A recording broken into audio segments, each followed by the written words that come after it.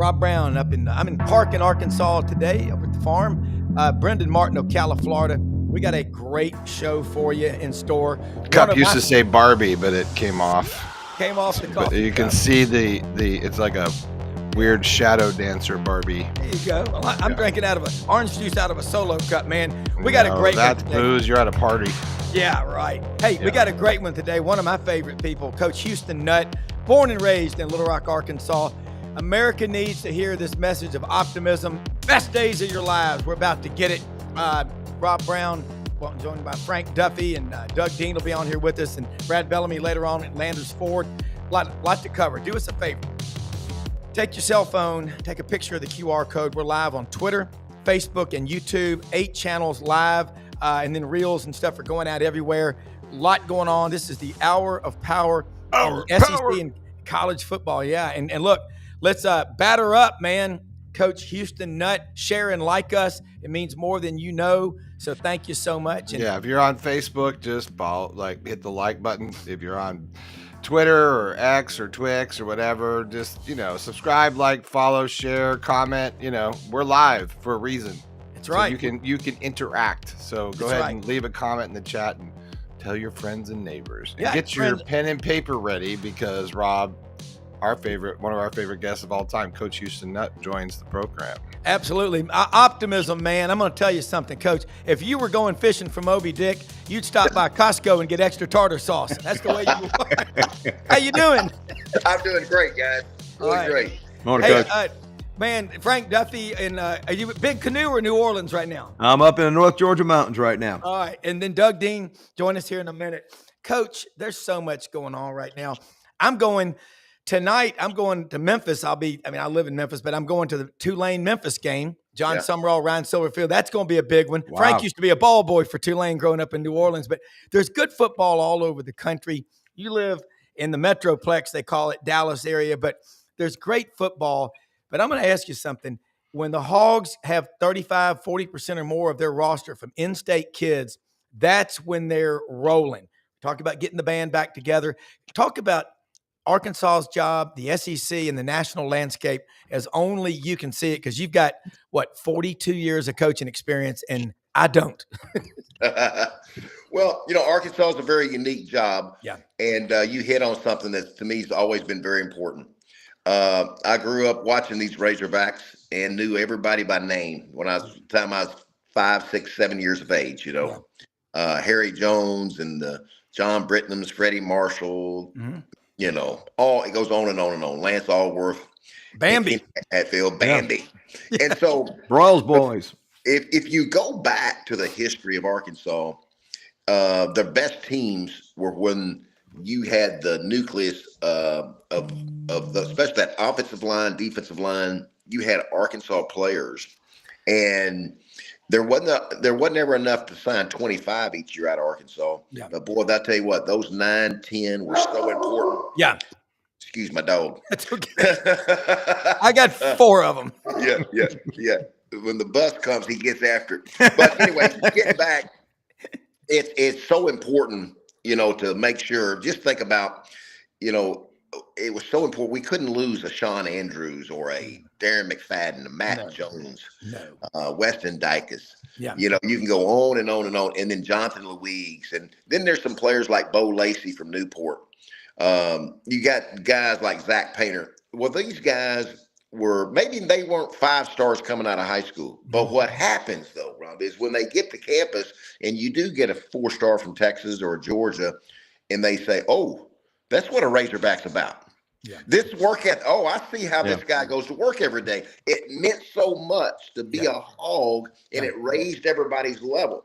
Yeah. But that nucleus that you're talking about is so important. You got to have those Arkansas homegrown players there. Yeah, and I spend a lot of time over here. My wife works up in Jonesboro, the borough, and there's just the people, the pride these people have. And you can say that about a lot of states, but Arkansas especially. And if you know this state, the Delta, Dudley Dawson is on there with us every Wednesday, Inside Arkansas. He's a big fan of yours. He's a true grit journalist. He's actually from Balch, which is a suburb near Grubbs Steve, all those towns. And the difference with you and a lot of these coaches, is you'd go to Blue Jays over in Grub and have a meet and three, and you'd be holding court. And duck season. The high holiday begins Saturday, November 22nd, 30 minutes before sunrise. But Frank, when he was coaching at Arkansas, y'all used to have the Camo Bowl. Opening day of duck season, y'all play Mississippi State and Little Rock, and everybody be there in their mossy oak Realtree and Bottomland County. Only you can do that, Coach. That's what you got to have fun, don't you? Oh, it's the greatest there is, and I always hear Bo Busby was a teammate of mine, and he's a duck hunter, avid hunter, and I'd hear about all these stories, and it makes me laugh when you say these guys come into the game with this cameo on. There's a lot of truth to that because they're coming from duck camp to the game, and I just can't tell you how many great stories there were from these guys. They're telling me what they did, but boy, they immediately go into that ball game when Jackie Sherrill brought his team to Little Rock that day. Yep. It's just all those great memories and fun. You said it, and that camaraderie, that togetherness. Yeah. Man, there's nothing like it. Especially the thing I miss the most is it's the celebrated locker room when we go in that locker room and say, "Hey, you know what? We did it. We did it with all this." From blood, sweat, and tears and all that investment and sacrifice, there's something about this. It's the greatest game in the world. Coach, I can tell you without a shadow of a doubt, it actually got 10 degrees colder after the camouflage game to when our LSU Tigers would roll into town right at Thanksgiving. I don't know how it got 10 degrees colder in a week, but it did. That was some of the coldest days of my life, was sitting in War Memorial Stadium or in Fayetteville watching games. But, to Rob's point, I think about Arkansas football. I think about tough. Tough is a $3 steak, or like I used to joke when we passed by Tusk's enclosure. Whatever that hair on the back of his bristled back with them bones sticking out, that's what Arkansas football is to me. Arkansas football has taken more 3-stars and played teams as tough as they can be, winning a lot of those ball games, and we experienced the same damn thing coming there. That's what Arkansas football reminds me. And what can you say to that style of play? And then what type of coach are you looking at them trying to get in this search now that we're going to have probably 15 or 20 coaches that are going to be in this carousel for them looking at it? Yeah, that's a great question and a great point. There's that toughness that is so important, the word you used. And wasn't a greater feeling going across the field after a game, whether it be Nick Saban, Steve Spurrier, Phil Fulmer, whoever, and they say, man, your team plays hard. Yep. And we'll have about 10 guys in the training room after we play these Razorbacks. And that was just a pride thing, where you had this toughness and this grit and this attitude of just never let go of that rope. And that's what, these guys I remember having, from my teammates to the teams that we had, is just this toughness that you really didn't want to play these hogs, because 60 minutes, you can bet they're going to give it everything they have. And that's the thing. It doesn't take talent to hustle. It doesn't take talent to give everything you got. And that's so, so important. And now as you go to the coaching search, I think it's important that somebody truly realizes, I think they got to have a knowledge, do some studying on this Arkansas thing, because it is unique. Sure. And get, as Rob mentioned, get some Arkansas blood in there. Yeah. And especially for recruiting. And I know it's a bag of money involved right now. I understand all that. It's different time, different area. But there's still those rocks to be turned over, and go find those guys that believe and love the Razorbacks. That's going to bring that toughness that you're talking about, Frank. I mean, that's so important. I think you might be seeing one of those two in Memphis tonight at that game. Either one of those coaches, I think, would make a great Arkansas coach. And I can tell you, Coach Nutt, I had to go into the ice tub in 2007, sitting in Tiger Stadium, just watching McFadden run up and down in that overtime. They almost had to carry me out, Coach. Oh, I know it. That's a great one. That was Black Friday. I remember that one. It took 3 overtimes. It took 3 overtimes to get that one done, but it was good. There's nothing like it. And we thought we lost our national championship hopes. We needed 7 games to break our way on championship Saturday, and damned if they didn't do it. If there wasn't some voodoo going on, I don't know what was going on. The parlay. Hey, I'll tell you this, Frank. I was pulling for y'all as soon as we beat you now. After we beat you, I was pulling for them Tigers all the way. I promise you that. Doug, jump in here with Coach Houston Nutt. I would love it. That Coach Houston Nutt, what an honor to have you on the show. And I may be an Auburn man, but I always enjoyed your body language on the sideline. It was like you could will those kids to a big play, and it's fun to watch. By the way, speaking as an Auburn man, but we try to be very fair and call balls and strikes on here because we got all kinds of not just SEC but other fans. But Coach, as an Auburn man, it's still too soon for me to hear the name Fred Talley, 5'7.5", and pride of Longview, Texas. And, I think I'd rather lose to McFadden and those guys because at least you kind of were expected to get smoked by them. But God almighty, did Fred Talley make a name for himself in Jordan-Hare Stadium? Yes. Hey, I want to tell you something, Doug. Your stadium is so, we have such great venues in the SEC, but I'm going to tell you something. Auburn is one of the loudest stadiums. LSU at night, I go number one there, but Auburn to me is right there behind it because it is so loud. I never will forget Burrowsworth was a guard my first year, and he's telling Clint, speak up. And he's screaming. And remember now, Clint I am screaming. And there's Burrowsworth right there. And he says, I can't. We had an illegal procedure. I said, what's going on? He said, I can't hear. And I said, Clint, you got to speak up. I'm screaming. And Sterner wasn't shy. He'd run his mouth. Hey, Coach, let me tell you something. If Auburn had the volume of bourbon as Death Valley, we'd be every bit as loud. I hear you. Not our fault. Listen, Duffy, by the way, damn you, quit giving Houston Nutt ideas on Auburn's 1A and John Sumrall. I know. No, he's going to get by the way, his wife, Jenny, proud Auburn alumna. I hope, Jenny, if you can hear me, you need to be in Sumrall's ear yelling War Eagle and how special it is down there. That's right. Well, and Coach, you know what Frank and Doug are just saying, the coaching landscape. When you were at Arkansas, I'm just being completely transparent, which is what we do on the show. You got a lot of dumb people making dumb decisions that don't get it. If you bring the right people into a school and the right staff, it's a 1 + 1 = 3. If you look around the SEC, Auburn's got an opening. They got one at Florida. They got one at LSU. There may be, Kentucky's coming. Yeah, my wife is evolved for life. I remarried. Our oldest daughter's Alabama grad. She's still a good person. Rest of us are all Auburn. And then I got all kinds of Arkansas friends, Memphis friends, Tennessee, Georgia.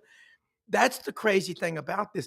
Let's say if you were king for just one day, which would be pretty cool, and you could start saying to coaches, what does it take now? When you were there, you were in it to win it forever. You would have coached till you were 100 if you could. Mm-hmm. It's such a different landscape right now. Yeah. We always, my father was a coach, and, he never made over $30,000. So my point is in a year. And so we didn't get in coaching for money. Yeah. Now it grew, and we're thankful for the money and all that. But if you're still not there to make a difference in a young person's life, to me, you're in for the wrong thing. This is the greatest game there is. You're going to get knocked down. That's okay, as long as you teach them to get back up. Yep. And that's what this thing's all about. And there's nothing like this competitive spirit that's in the SEC. It is a phenomenal. It's absolutely phenomenal. If you're from Alabama, Auburn, LSU, Florida, I always have friends. When I was working for CBS, I'd be in the airport, and some guy from the ACC or Big 12 say, "Coach, we beat y'all in a bowl game. Beat one of your teams in a bowl game. I'm glad we beat the SEC." I said, "That's great. That's great." He says, "Well, y'all not as probably y'all get so much credit." I said, "Wait a minute. Here's what I'd like to say to you. If you go play at Auburn, at Georgia, at Arkansas, have a home game against Florida and LSU, how do you really think you'll do back to back? That's the thing. There's no off Saturdays. And so try to explain that to him. But getting back to your question, Rob, I think it takes a man it's going to get so entrenched with young people right now because everybody in that locker room knows what the other one's making. It's a different landscape. Your quarterback's making $1 million plus. Well, your left guard might not be making but for $30,000, $40,000. How are you going to get all this together? Together as one and without play egos in the world.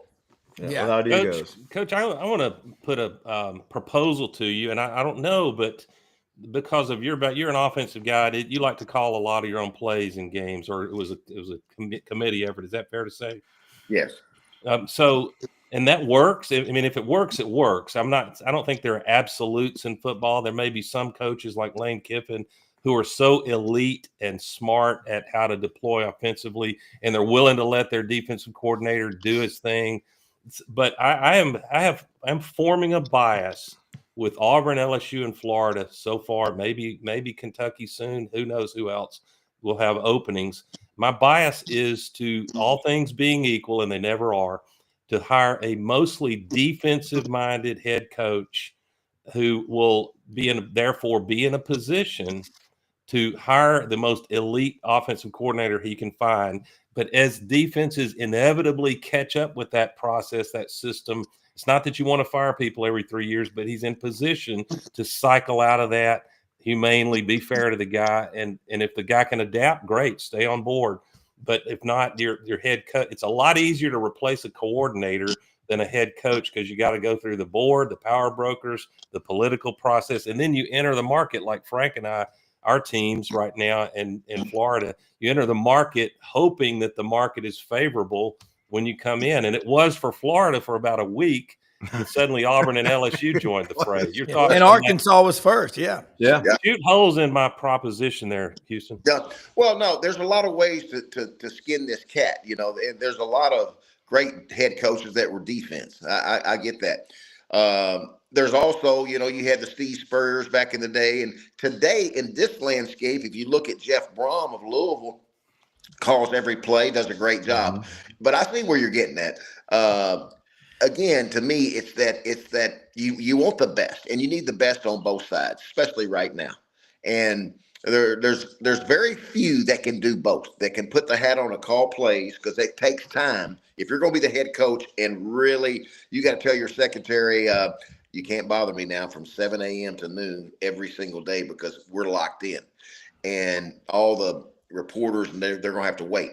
So you got to have that, or you got to have that CEO is going to have the best defensive coordinator and the best offensive coordinator, and you run it from that point. And I've seen Nick Saban's one of the best at it, and he gets the best. And it's amazing how many times Nick Saban has saved careers by just what you're saying, getting guys in there that's gotten fired, and he's coaching the coaches every single day. Yep. And there wasn't but one blueprint. Guess what? He kept winning. And the cycle of coaches kept coming in and out of the door. But guess what? Nick Saban's at the top.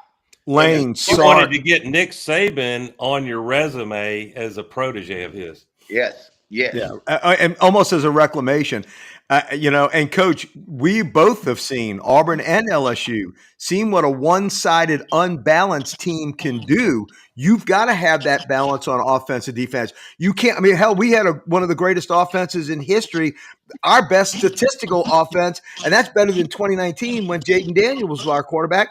But we had a defense that was so porous. We couldn't stop anybody, and we didn't make the playoffs. So you've got to have that balance, and I think you're right. You've got to have that coach that can balance both sides, not just one or the other. No question about it. This game has gotten so fast and so good, and these offenses are scoring points. Back in the day, way back in the day when I played, hey, it was just score 20 points and play good special teams, good defense, you're going to win. Yeah. And those days are over because this ball is going up and down the field. So you got to have a good defense and a guy that knows what he's doing, and all these assistants have got to be on point. Yeah, Coach, let's talk about, and we've kind of been in and around this topic, how the architecture of being a head coach in the SEC or an athletic director, and we've moved to 9 games. As a fan, I'm excited about that, but I think it almost automatically means if Greg Sankey has any power, and he certainly does, with the TV moguls that we are soon going to have at least 14, maybe 16 team playoff. And the reason is if you offered me Auburn anyway, I know you wouldn't get any Bama fan to agree to this, probably not Georgia. If you say you can be 9-3 most years, I'd say I'll take it with this gauntlet of it's not that you want to lose 3 games, right? But Auburn just announced yesterday, and I'm gleeful about it because it's been my dream matchup for decades. Auburn has Notre Dame next September in South Bend, and the reward for that is playing at Georgia and Alabama next year, and a more brutal schedule than you'll ever see. So we're the balance between making it interesting for fans to put butts in seats, but also coaches wanting to not get their ass fired after 3 years. I think you got to go to 16-team playoff. You agree, Coach? I do, and I think it's coming quick. You heard, I don't know if y'all heard what Eli Drinkowitz said the other day, and there's a lot of truth to what he was saying. If you go by the rankings, if you look at Ohio State and Indiana, got a lot of respect for them, but if you look at their schedule, not as tough as A&M, not as tough as a lot of teams that are underneath them, and that's not to say they're not 1 and 2, but why not have your champions, your 4 champions, and then you add the 12, and it's coming to me. It's coming. Yeah. Money and TV, it's coming. I wish they would move things up a little bit because I don't like playing football at the end of January. I wish they would move that up a little bit because you go into the next year. It's one thing playing a January 1st game, but you all of a sudden play the end of January. Yeah. Man, that's tough. To me, that's tough. So you got to get that schedule fixed up a little bit. Yeah, because I agree with you. 16, that's coming. Well, it'd be real easy. After the championship game, you take a week off, get your teams all at least back, and then the next week you start with the first round. All 16 would have to play, so that makes it even more fair. You've got the on-campus games would be 8 on-campus games. Can you imagine how awesome that would be across the country?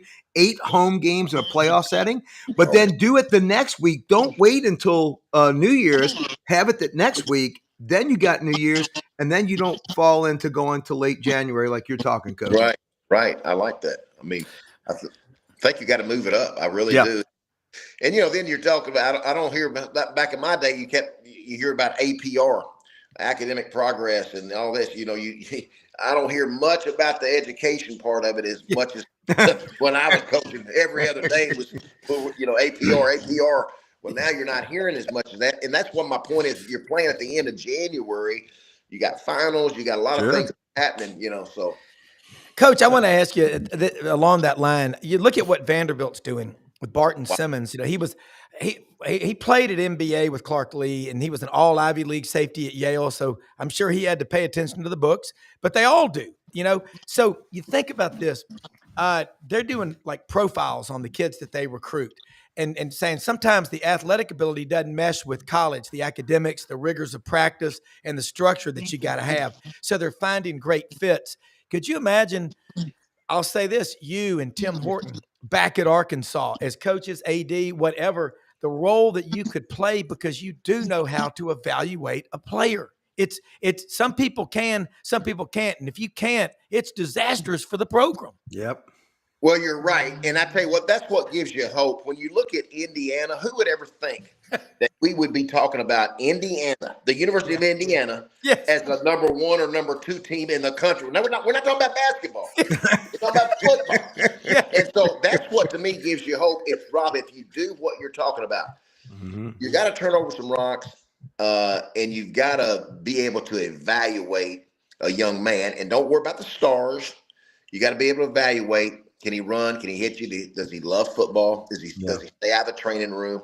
Is he a teammate? Is he an unselfish teammate? All these questions that you do your homework on by watching him in a gym class. You watch him play. You watch not only on Friday nights, but what is he doing in the cafeteria? Talk to his high school coaches. That's it. And teachers and all those things. And so even the person that he's getting the hamburger at Dairy Queen, let's find out what he has on that cheeseburger and let's see what he's about, So, it's the little things. It's the little things, but you're right. It can be done. That's, to me, what gives you hope. When you get Vanderbilt and you got Indiana now, that's been the talk of the season. If you ask the surprises for me, It's those two teams. Yeah. Would you have ever like imagine all this group right here and Brendan, we're at on Markham Street at some nice bar having a beer or two. And I say 5-10 years ago, Coach, I think in 2025, when the CFP rankings come out, that Vanderbilt, Indiana, and Texas Tech are all going to be in the top 20. You would have looked at me, cut him off, no more. Yeah. That's right. That's right. That's exactly right. But that's what kind of makes this thing exciting to me. I think about one of the things that just bugs me right now is I'm thinking, dadgum, if I could have had, let's go back to what Doug said. If I could have had Fred Talley's group or Matt Jones or just think, if I could have just gotten that 12-team playoff, they wouldn't want us there in December if we got healthy. You know, that's what all you want is just a chance to compete, get in that tournament. And that's what makes it exciting to me. That's why I'm excited about football, because I'm anxious to see how the Indianas, the Vanderbilt, how they handle, especially when we get into November, because that's what everybody really remembers. Yeah. College football is so great, even we can't screw it up, Coach. Let me try to set this question up with fun. Alex, I'll take things I didn't see coming 5 years ago for $1,000. And we have the first playoff rankings came out, and they'll change. But my goodness, 5 years ago, we see Texas Tech about to make the playoff, Ole Miss, and no offense to Ole Miss, I think you raised their baseline. God knows what Kiffin has done. The expectations, rightly so, are high. They're expecting to make the playoffs most years now. And I think Ole Miss, among two other, Alabama and South Carolina, arguably got hosed a little bit, but they all three had a bad loss that opened the door for that. Texas Tech, BYU 8-0 right now. I don't understand why Louisville is down at 14. They're 7-1. They beat Miami. Yeah, of course, if you get Vanderbilt needs to worry if they keep winning, and I think Auburn might give them a little trouble tomorrow because of the energy that's in the building with the freeze out. Durkin playing, auditioning possibly to be the next Auburn head coach. I'd be fine with that if you look at how his guys play for him on defense. But Vanderbilt needs to worry about Notre Dame not losing another. Because if you put those two logos beside each other for the committee, you know how it's going to go. That's exactly right. That's exactly right. I agree with you with Louisville, especially. You bring up a good point with that. The teams that lose their coaches, I used to always hate to play that team.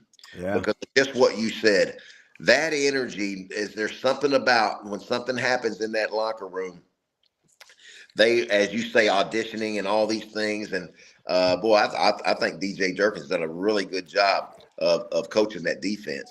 And I can see. I'd hate to be playing Auburn. I really would. Well, those kids are saying to themselves, even on the offensive side of the ball, I suspect, because these kids love each other, they know each other. And to Hugh Freeze's credit, I've never saw this team have rancor and division, which is impressive. And you give kids credit for it. You give the other coaches credit for it. But these kids have it in their head.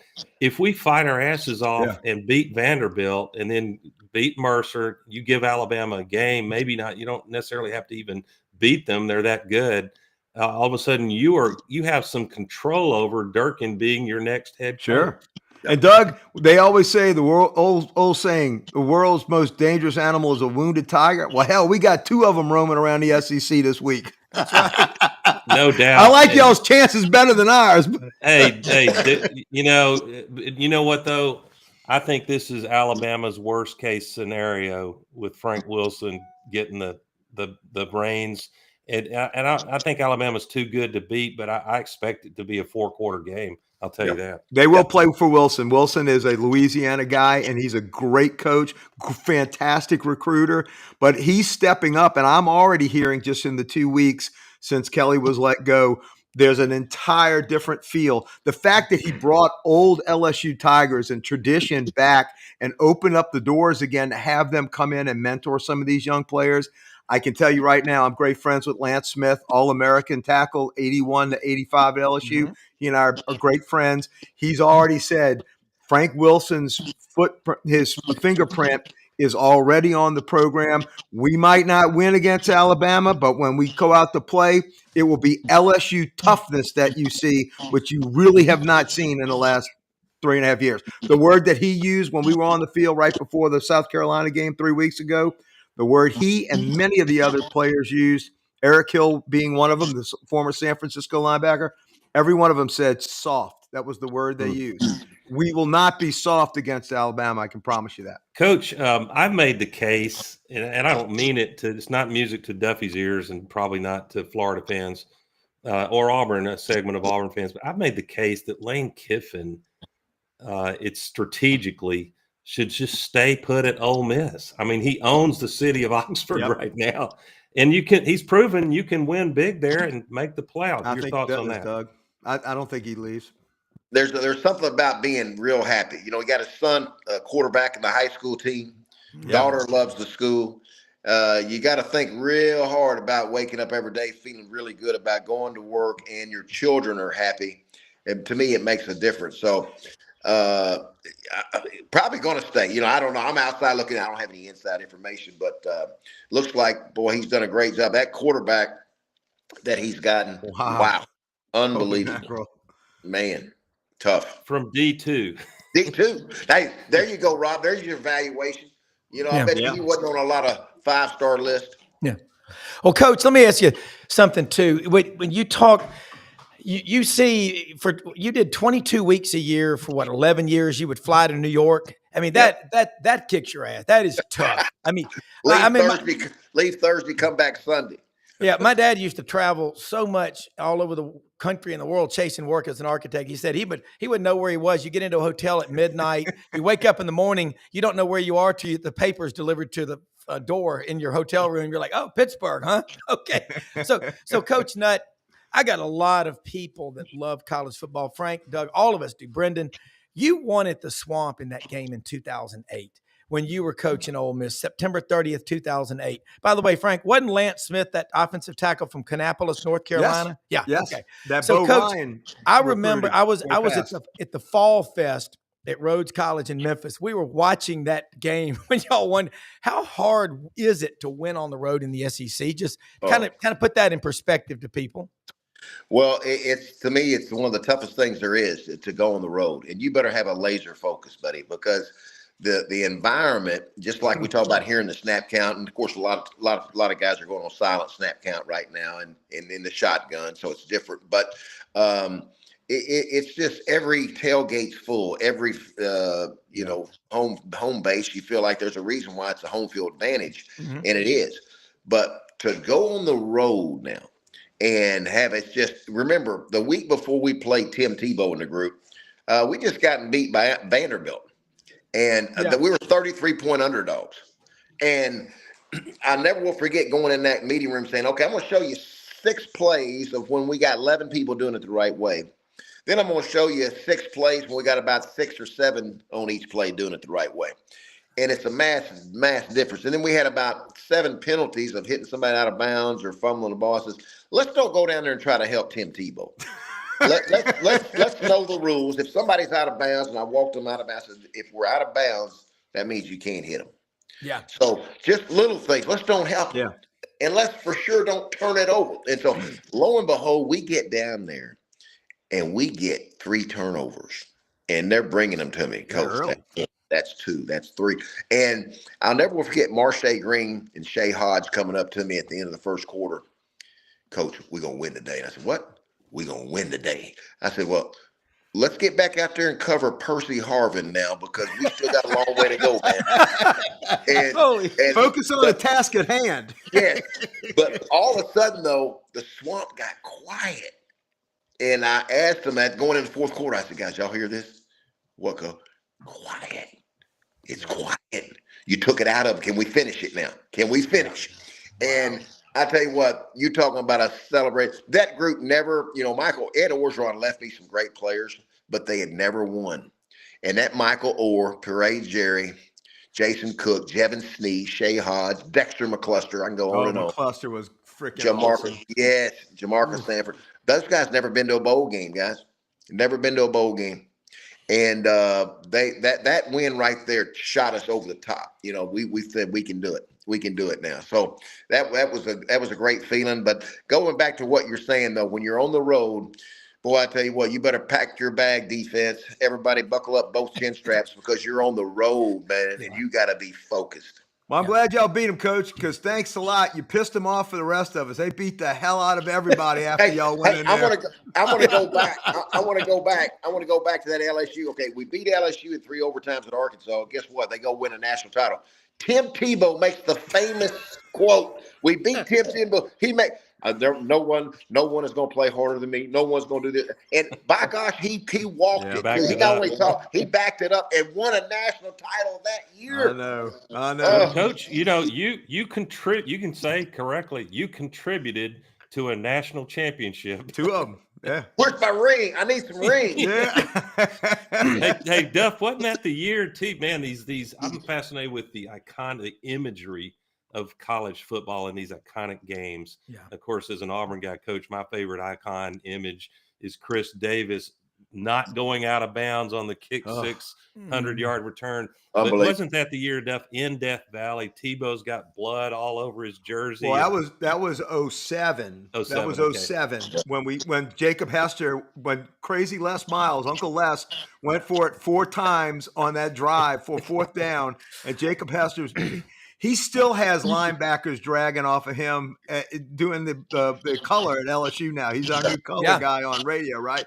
No, that 08 year going into Florida, they beat us like a snot bubble. But the game I remember of Tim Tebow was 06, when he would come in as a freshman and he did that jump pass on us. I can remember that. I said, this kid is going to not only be a Heisman winner, he's going to win a national championship before it's over with. And he did. Coach, after the games, what do you say to players? Like, I'm sure you've met Tim Tebow. Mm-hmm. You are like a player yourself as a coach. You would be, sweating. You would be worn out. What'd you say to Tim Tebow after that game? I always try to find those guys, especially as a former quarterback, if it's possible, usually when you're away, it's easier to find, especially if you win, So I found Tim Tebow and I told him, I said, hey, I have an awesome respect for you and I love the way you play the game.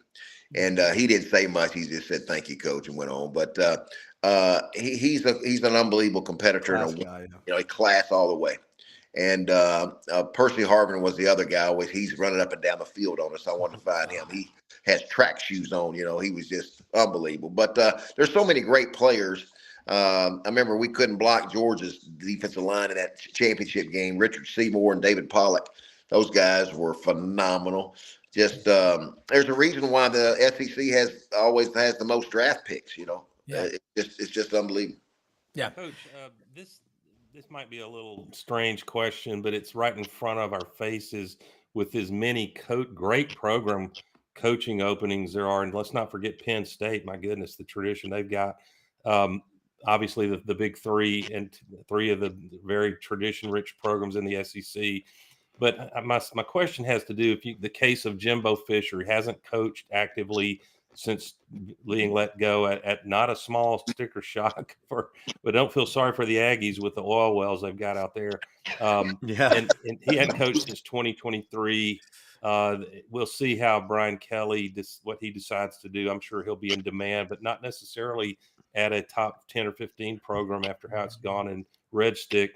But is there anything that happens when you're, as a head coach, when you're away from the game for a couple or 3 years, much less longer? And you didn't forget how to coach, but the game and the strategy, the schematics may have shifted a little.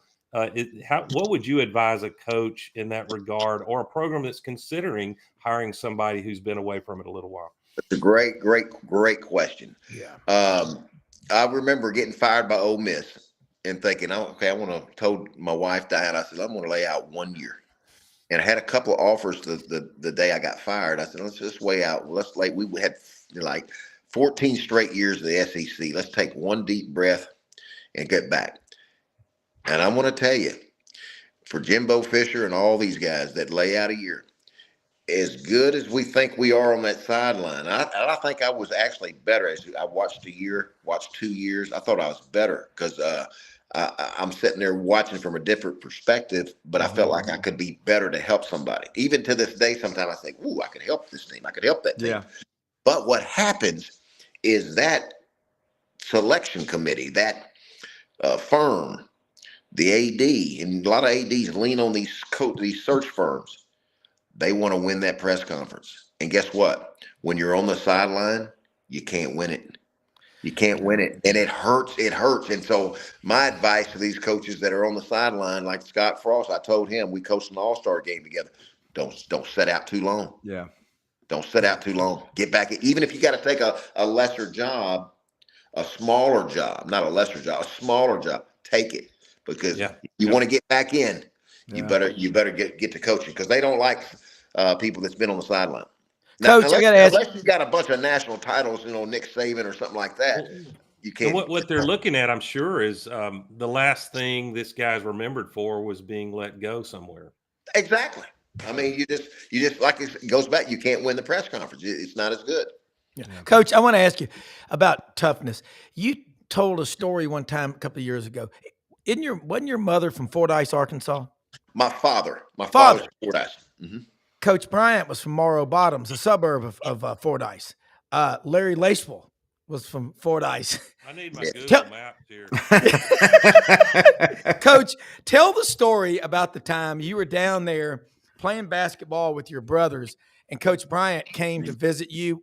Tell that story about, because he wanted to see more than just what most people would think. It's a cool story. Well, I'm being recruited by Coach Paul Bear Bryant. And Paul Bear Bryant, my family, my dad's family, they rode in the wagon with Paul Bear Bryant's father. I mean, they were poor as poor could be now, and picked up firewood and sold mayonnaise sandwiches, tomato sandwiches, peanut butter sandwiches, whatever they could do for a penny. And that's another story. But he's recruiting me. And he calls and says, Houston, we're in Fordyce, and it's going to be, I'm seeing some relatives. At the time I get to Little Rock, I'm going to be about an hour late. I said, okay, no worries. My mother had dinner ready to go. And so what my brothers and I do, we go out in the backyard. We got an 8-foot goal. We start playing hoop, 2-on-2. And it's a little volleyball, and we're working on our Jerry West moves and dunking. All of a sudden, that ball, I tried to dunk a ball, and that ball hit the back of the rim and went over. We got a fence that's 6 foot high, about 15 to 18 feet. And that ball jumps over, and there he is. Paul Bear Bryant. Oh. He has this hat. He has this hat on, guys. Wow. He has this hat on. Wow. Paul Bear Bryant, he's sitting there looking over that fence. And I'm thinking, Coach, I didn't know you were there. My mother has supper ready. She's prepared. We're ready to go. We'll go in for the official visit. He looks down over that fence, looks at us, and says, finish the game. I said, well, Coach, you really don't want to watch. My brothers and I we're just playing 2-on-2. We're just playing around. It's my mom had supper ready. He looks at me with those big eyes over that fence. And there's no telling how long he's been there. And he says, boy, I said, finish the game. You sound just like him. We finished the game. Wow. And man, I tell you, he walked in and says, I got 4 scholarships for these nut boys. All 4. Wow. And I was ready to go to Alabama That's Coach, awesome. He coached Joe Namath, Kenny Stabler, Richard Todd, all these guys that were my heroes, and I'm thinking, I'm going to go play for Coach Paul Bear Bryant. Wow. Yeah. Yeah. That's a I great want to play story. for you, Bear. Y'all might remember that old spoof. Hey, Coach, the Bear Bryant, goodness. I hold that Coach Bryant, to his credit, he built the machine to do this, that about 30% of his victories he won before they ever kicked off. The other team was so intimidated. There's no doubt about it. He won, had him so ready to go. He looked down there with that houndstooth hat on. Yeah. That game's over. He's already won. Coach, yeah. I was going to say, Coach, I went to the Sugar Bowl watching them play Notre Dame in 1973. I was a 12-year-old kid living in New Orleans, and I can still see Coach Bryant leaning up against the padding of the goalpost. Back then it was on the field. It wasn't the 10 yards back. Sitting there, I can still smell the smell of his Chesterfields that were wafting from where I was standing. I was like, that is a football coach.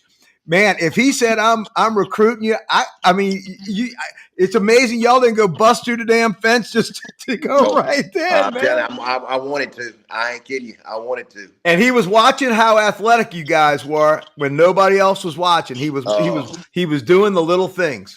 For him to sit there and watch that little pickup game with four little nut boys, it told me everything right there.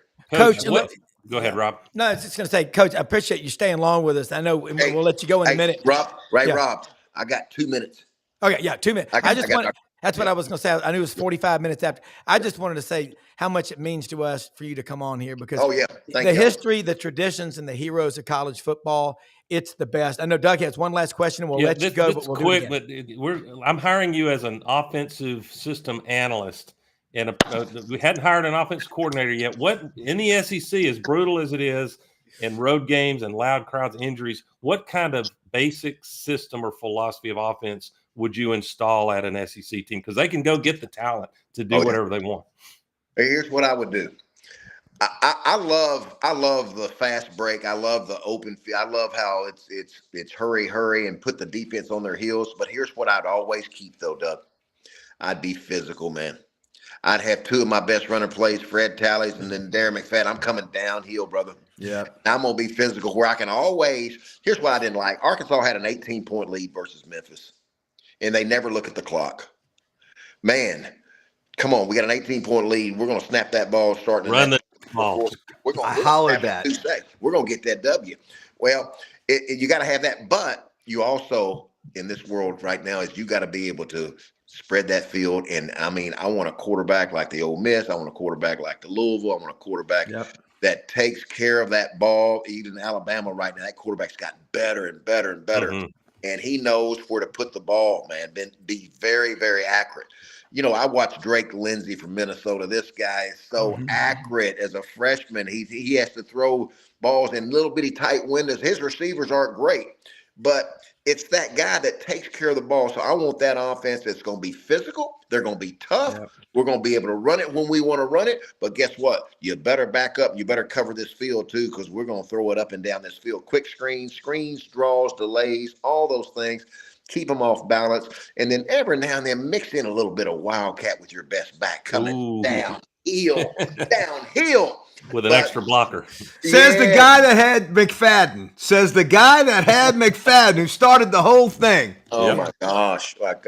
And you know, to have that and keep people off balance, to me, it's so important. But to me, you got to be able to do both now. You got to be able to run and throw. But it's so important. There's something about when there's 4 minutes and you got a touchdown lead, and it breaks their will. That's what George is doing. That is what George is doing. Yep. Yeah, that's exactly right, Coach.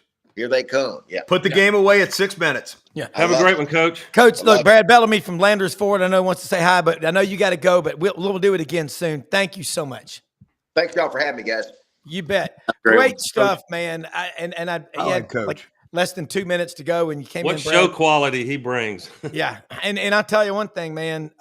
He is as fired up as it gets, and damn, the history, the traditions, and the heroes of college football. Brad, you're out there at Landers Ford.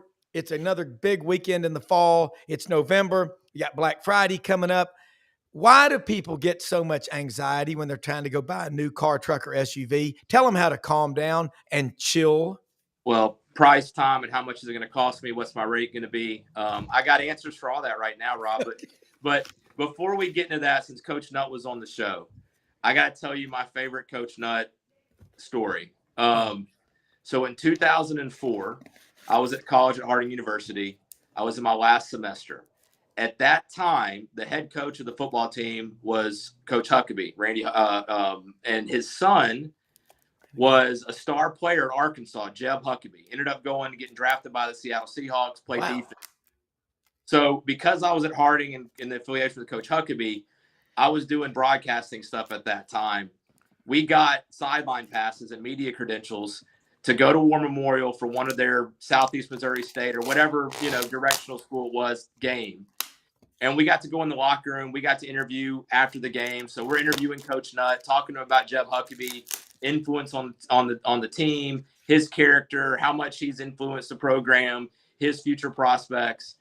And the shot we got in the locker room, everything behind him is the open shower. We didn't realize that at the time.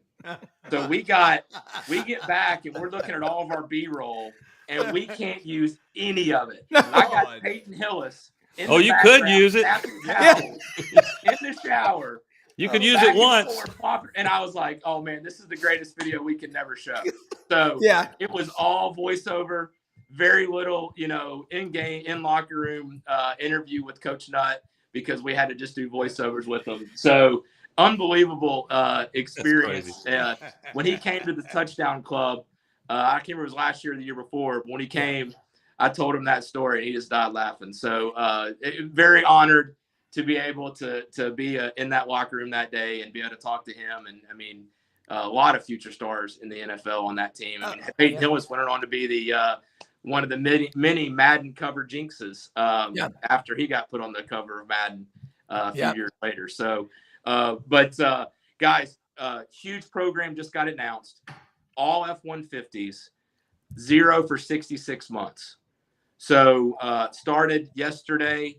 But there's a special 0%, so it doesn't stack with the rebates that are out there, but it does stack if anybody has a private offer. So just got launched. 0 for 60 becomes 0 for 66 with a flex buy. As close as you're going to get to a 0 for 72 right now, guys. So come on out, see free us. Money. We got 100 F-150s on the ground. So take your pick. We got high ends, we got platinums, we got King Ranch. We also have 0 for 72 on Lightning. Sold 2 of those last week. They still have the Power Promise program, which includes standard installation and a level 2 charger at your house if you so choose, or you can take the rebate money. So huge programs on trucks, big programs on Explorer, 3.9 for 72 plus $1,500. We got those priced at X Plan. We got all of our Bronco Sports. We're pricing those about $1,000 to $1,500 below invoice. Whoops. Check us out. We're here this weekend. And the good news is smaller SEC slate this weekend. Memphis plays tonight. We're going to be able to get you out of here before the 8 o'clock start time, guys. So come on out. We'll get you in. We'll get you out. We're quick. One of our customers gave us a survey yesterday. Best car buying experience they've ever had. They said time is of the essence. We had them in and out in 33 minutes. So give us a chance. We'll take great care of you. We appreciate all the support of the show. And as a reminder, anybody that listens to the show and mentions this when they come in, $500 off for any new or used vehicle on top of whatever our online price is. There's a lot of folks in the area, guys, that have addendums on vehicles, that have things that they put on there and say you got to buy it. The price you see is the price you get. We're not going to charge you extra money for, paint and fab protection that's on the vehicle or other things. What you see is what you get here at Landers Ford. So Houston, Nevy, and Poplar, right out in Collierville, right on the edge of Germantown. Come see us. We're here to take great care of you guys. So thanks for having us on the show this morning. Oh, honored, always. That F-150 is an American legend, Brad. It really is. Hey, that's the only way to drive, man. I'm with you. Guys, I know we have a small slate this weekend and the other games. I've got the schedule in front of me. Auburn, an underdog, 7.5 points at Vanderbilt, Doug. LSU and Alabama, that's going to be a big one. Texas A&M and Missouri, those are ones that really jump out looking at the schedule. Arkansas is off. I tell you, college football, as crazy as it is, y'all are right. We can't mess it up. Not even the adults can. And the ratings are through the roof because there's so many teams that weren't normally in the mix that are in the mix. Isn't that what's making it so interesting? Really is. And Frank said it earlier, but to me, one of the fascinating things we'll see in 24 hours how much it means in the actual games. But both the Vandy's fighting for a playoff spot. Alabama's in a great position right now. But, the danger of a wounded animal. Alabama's clearly better. What's the line in that game, Duff? Alabama 9.5. And that's, some will say that's a lot. In Tuscaloosa, not necessarily. There's just so much you don't know. And I've heard coaches say, how do you game plan LSU? There's no film. It's an entirely new coach. They're probably going to run the ball heavy, which, Moscona yesterday, Duff said, it's not that LSU can't run; they haven't tried to. Correct. The number of attempts. Yeah. I think you're gonna Vanderbilt's gonna see. I don't think Auburn can beat Vandy because it'll come down to QB play, and he's awfully good, and Vanderbilt's fighting for their playoff life. But I do think both of those teams, maybe in losses, but I think you're going to see extremely intense and hard play. Well, I would say bet LSU in the first quarter and then bet Alabama in the other 3 quarters. Probably so. Brad? Same with Vanderbilt. Yeah. Yep. Brad, what do you think? I don't know where I got cut off in my big diatribe, but sorry guys. You were given the winning lottery numbers, so start over. Anyways, man, I think this weekend, Mississippi State's been really good against the spread. They've just missed out on winning some games this year. 9.5 points to me. That line's moved up a little bit. I think that's a good play this week. Mississippi State at home against Georgia. A lot of Georgia's games have been close. So, we'll see what shakes out there. But I like Vandy to play well against Auburn, and it is the unknown though, right? I mean, you don't know what you're going to get. Some of these teams, when they fire the coach the next week, they layer a huge stinker, and then on the opposite end, you have UAB that upset Memphis as a 24-point underdog. So right. UCLA, look at UCLA. So this when fans get stupid about how to decide what coach to hire, and somebody's going to say, "Well, John Sumrall loses to Memphis tonight, then Auburn or name your team can't hire him." Says who? I mean. Nick Saban lost to Florida State in ugly fashion. Not Nick Saban, excuse me, DeBoer. Don't be a prisoner of the moment, athletic directors. Yeah. Look at the full body of work, and then you're still going to be taking risk whoever you hire. Yeah, it is. We're about out of time, but hey, Brad, Michael Jordan got that Bronco from you. He's going to make you some ribs on the cooker and drive them out there in his Ford Bronco and deliver them to you here in the next few weeks. So, nice. They are great ribs. And I'm going to tell you something, folks. Can't find a better corporate partner than Landers Ford. I'm a CBHS alum. Tom Nick Stadium. They're playing Catholic High School out of Knoxville tonight. Landers Field. Wow, the commitment. And I told Mr. Kent Ritchie, your boss, how much people appreciate that. If you are CBHS, Houston, Collierville, whatever, thank the people that make this stuff all happen. And this has been an awesome show. We got to wrap it up now, but guys, we'll do it again next week. 3 things we love about college football: history, traditions, and heroes. And we got it all here. And those 3 things are going to be discussed on the Goal to Go show right after this. Yeah. And Brad, I know you can't watch it because you're working. And after the game tonight, when you get home tonight, watch the 25 minutes, because I'm going to talk about this rivalry of LSU and Alabama, which will be going the way of the dodo bird on our annual games together, which is a damn shame. Yeah. But I will be recounting a few of the memorable moments of the great rivalry, the game of the centuries. Yeah. I mean, such a great tradition, Alabama and LSU. I mean, the field goal game to me is one of the most, substantial, especially since Alabama still made it into the national championship game and then the real team showed up. So I know that was a painful one for LSU because you really wish they wouldn't have been there.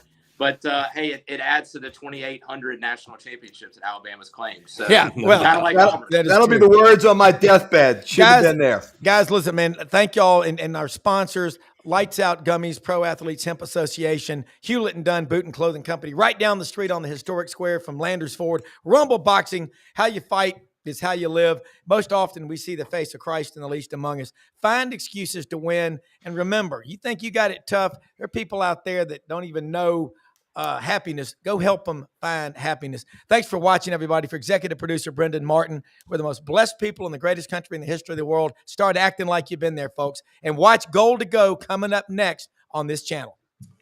See you guys. Good night, everybody. Good night, John Boy.